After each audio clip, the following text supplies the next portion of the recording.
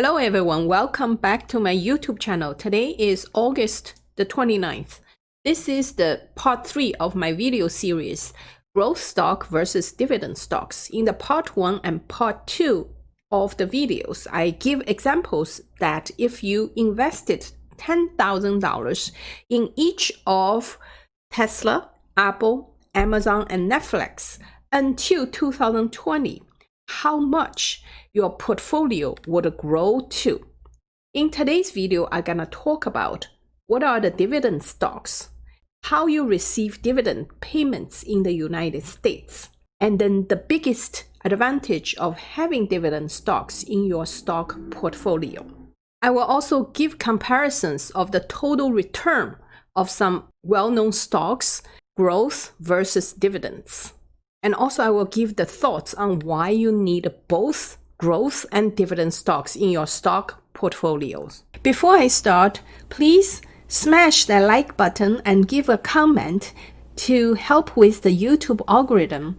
And also please subscribe and hit that notification bell and set it to all to receive all my future videos if you have not already done so. And please watch partial of the advertisement that whatever YouTube plays in this video. That's the best way to help me and help my channel to grow. 我相信终会看见生命里洒下的每道光线。我想要飞，飞跃在云端。 So what is a stock? A stock is an investment. When you purchase a company's stock, you are actually purchasing a small piece of that company called a share. A dividend stock is a stock that you purchased. The company will pay out a portion of their earnings to reward their shareholders as dividend. Dividends are paid out on regular basis. In the United States, most companies are pay out dividends on quarterly basis, which means you receive 4 times a year dividend payout. But some companies also pay out dividends on monthly basis, and some companies pay out really on yearly basis or semi-yearly basis. So the biggest advantage of having some dividend stocks in your stock portfolio is to receive passive income on a regular basis over the years. It's just like you have a rental apartment for investment. So you receive rental on monthly basis as passive income. Also, when you finally sell your rental apartment, you also enjoy the property price appreciation over the years. So as this dividend stocks, you receive dividends on regular basis as your passive income. When you sell the stocks, eventually in the future, you also enjoy the stock price appreciation over the years. There are 2 ways for you to receive dividend payments. The first one is called a share dividend. Second one is called a cash dividend.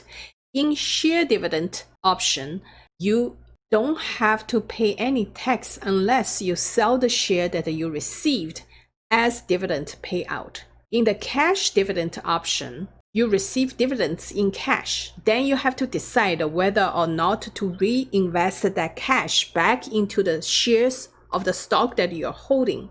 However, it doesn't matter if you sell the cash or not selling the cash as dividend payout, you still have to pay tax during the tax year that you receive that dividends. If the dividends are considered as qualified dividends, you may have some tax advantage. So now I'm going to give the comparison, assuming that you're holding the following stocks for the past 10 years. All right, I will give 2 examples of typical dividend stocks with slower growth. We call them value stocks. And then 2 growth stocks, they happen to pay dividends. We still call them growth stocks. And also 2 typical growth stocks without paying any dividends. Let's see the comparisons if you're holding them. First one, let's see Ultra Group, which is a cigarette company, ticker symbol MO. Currently, it pays out the dividend yield at 7.86%. If you're curious about how we calculate this percentage, is by the yearly dividend rate, which is $3.44 per year, divided by current price, $43.93 per share, and then you will get this percentage. Let's see in the past 10 years, if you're holding this Ultra Group, without a dividend, you will have a growth rate of 94% for 10 years, which is 9% per year. However, compared to S&P 500, it grew about 227%, which is much lower than S&P 500. If you include all those dividends you receive, all those past 10 years, you will have a very good return, 226%, which is 22.6% per year. That is great. But S&P 500 in the meantime, including their dividend payout, is at 303%. Second dividend stock we're going to look at is AT&T. Everybody knows AT&T. It's a value stock currently. Yield is very high, 6.96% per year, which is $2.08 per share per year. All right. So current trading price is at around $30. Look at the past 10 years. How much your stock will grow if you hold for past 10 years. Unfortunately, it's only about 11%, which is a very miserable 1.1% per year. Including those juicy dividends, you only look at a 92% in 10 years, which is only 9.2% per year compared to S&P 500 total growth. So you might have just holding S&P 500. You will have 30% per year growth rate. Third stock, we're going to look at a growth stock, Apple. Apple current yield is at 0.66%. At a current price, $499 per share. And then let's look at if you're holding it for the past 10 years. Without the dividend, you're looking at 1,348.67% growth. That is a whopping 135% approximately per year growth. So if you including those dividends, which is not as high as AT&T or Ultra, you're still looking at 1,576.43%, which is almost 158% per year, compared to S&P 500 total growth is around 30% per year. Apple, you are looking at 158% per year growth. All right, so just to remind you, Apple just passed the $2 trillion market cap last week. So Apple is a typical growth stock, happen to pay you a little bit of the dividends. The second growth stock we're going to look at is Microsoft, ticker symbol MSFT. Current yield is 0.90%. Current trading price is at $229 per share. So let's take a look at the past 10 years. If you're holding this fantastic Microsoft stock without the dividends, you're looking at almost 847%. That is almost 85% per year growth rate. So if you're holding it and then including all those dividend payout, you are looking at over 1,000% for the past 10 years. That is 100% per year, which means you can double your money each year if you're holding for 10 years, as versus S&P 500 is at also beautiful 30% per year, but you cannot compare to growth stock at all. Now let's look at the total return for two growth stocks that don't pay any dividends. First is Amazon, ticker symbol AMZN, currently trading at $3,400 per share. Doesn't pay any dividends. Let's see if you're holding for the past 10 years. Your total growth you're looking at is over 2584.78%, which is almost 258% per year. That is amazing.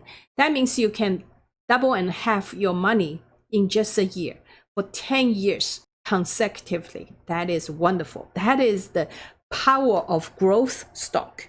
Last but not least, let's look at another growth stock that doesn't pay any dividends. name is Netflix. And anyone knows Netflix, all right? So the ticker symbol is NFLX. Current trading price is at $524 per share. It doesn't pay any dividends. Let's look at it if you hold for the past 10 years. You're looking at a whopping 2,821.4% growth, which is 282% per single year, which is much higher than even Amazon. Amazon, if you remember, it was at a 258% per year. So compared to S&P 500, you're looking at almost 10 times more growth rate than S&P 500. That's the beauty of holding growth stock in your portfolio. Now is my thoughts on why you need both growth stocks and dividend stocks in your portfolio. As the comparison, you can see if you're holding only dividend-oriented value stocks, that you're looking at a very low total return, like 1% each year for AT&T and 9% for Altria. It's not worth it. All right. So if you are young, especially when you are young, you have to focus on growth stock a lot more than value stocks, because you can appreciate a lot more than you're holding the dividend stocks that without any growth or slow growth. All right. However, dividend stocks does provide you passive income and then give you a little bit of cushion when you have market crash. You still have the income on monthly or quarterly basis. But when market crashes, both value stocks and growth stocks, they all crash, as we saw in the past March or February. When the crash is over, when the market go back to the bull market, you can see those growth stocks are the first ones to recover. So that's why you need to hold both growth stocks and dividend stocks in your portfolio, and not to emphasize only on dividend earnings, because this is not worth it. You have to focus on finding those growth stocks, maybe pay you a little bit dividends. In conclusion, to reach to your financial independence or financial freedom, you have to start invest early. If you choose to invest in stock market, then you have to have a balance between growth stocks and dividend stocks. You cannot just focus on dividend itself. Dividend does provide income. However, growth stock builds you the wealth. All right. So depend on also your age. The younger you are, the more growth stocks you should have in your portfolio. When you reach to your retirement age or after your retirement age, then your portfolio has to be a little bit more conservative as compared to those younger generation. Excuse me, pardon me, my lover, my doll. I like the way the fragrance brings out her perfume. As for my coffee, no need for sugar. The word is sweet enough when she is in the room.